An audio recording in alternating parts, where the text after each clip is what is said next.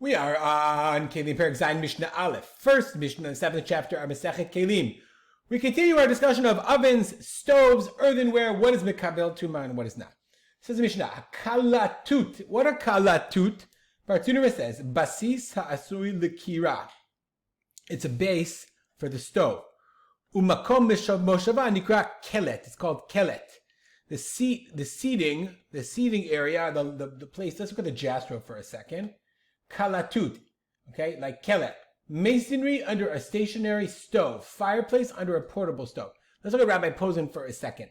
Kalatut. So this is the kira, okay? Now the kira, I thought, actually, it's interesting. I thought that the fire goes in the kira, but the kira is really, the kedera sits, okay, either on one opinion, according, the Rashi Shan says it sits on the kelet, the kedera, so it's in place of, or some say the kira sits. I think it's interesting. He has the kedera sits on the kira, but my understanding is like the kira like can go into it. Maybe I'm wrong. I don't know. If you think I'm wrong, send me an email or a WhatsApp or what have you. Okay. Let's go back to the Mishnah. So you have this kalatut about. So the question is the kalatut? Is it mekabel tumah? So shkalatut ba'alei ba'atim. I guess there were different kinds. Again, I don't know. Do you know the difference between a kalatut of the baker or of the professional or the homemaker? No idea. Shiniv chata pachot mishaloshat v'chim. So this thing would cave in, as it were. It held fire. So over time, it would disintegrate within the thing itself. Pachot mishloshat tvachim. So if it disintegrated, it crumbled in less than 3 tvachim. Tmeya. Why? Shumasik milimatan, because you have the heat in the below. Ugdeira b'sheila minamelan, and the pot is cooking above. But yeter mikan, if it disintegrated, if it got crushed more than that, here we see the fire goes in here. This is the cross section. Right, here's the fire, and the ketera is on top. So what happens is over time, it would just disintegrate in a sense. So if it's less than 3 tvachim, then it still has the din of the kelet, of the kalatot. But if it's more, this is the way the Bartuner explains, but if it's more than 3 tvachim, then it no longer has the din of kalatot, and it's tehorah.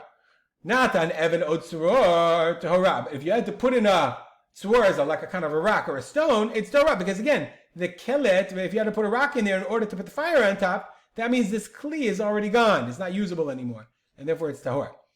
Merchabetit, but if you smeared it with mud, with clay, then mekabel tumah mikanu lahaba. That is mekabel tumah again. So meaning, if the fire is so much below that it no longer can heat up in such a way, more than 3 tvachim, then Allah loses its status as a kli, and you have to repair it. Zo hayta tshuvat Rabbi Yehuda, betanor shenatno al pi abor or al pi adut. Let's remember, in Perek Hey Mishnah Vav, we're going to go back in a second. In a case of tanur that you placed over the bor or the dut. So let's go back here. I'll pause. We'll magically zip over there. Natno al pi abor al pi adut. You have this tanur, right? And you put it above this well, this bor, this pit, or the dut was another kind of pit. Okay, it was made like a bor. Okay, whatever. But it had a frame around it. And then you put a stone there. Rabbi Yehuda said, Im masik milimatan, if you light it from below, and the heat comes up, then it's tameh. But if the Chacham said, we don't care, we don't care how deep it is.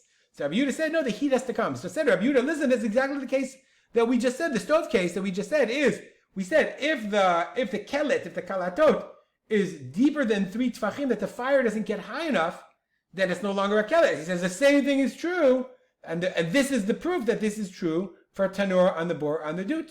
See, because the fire has to get, that's why the fire has to reach the bor.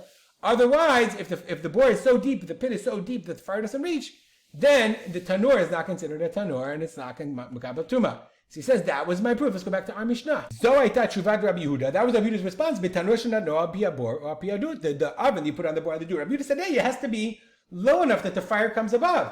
And I'll prove it to you from a kalatot. The Chachamim said, yeah, we're not interested. We still disagree. We'll stop here, dedicate our learning to the memory of my father, Rav Simcha ben Yitzchak Kalman. Make it a great day.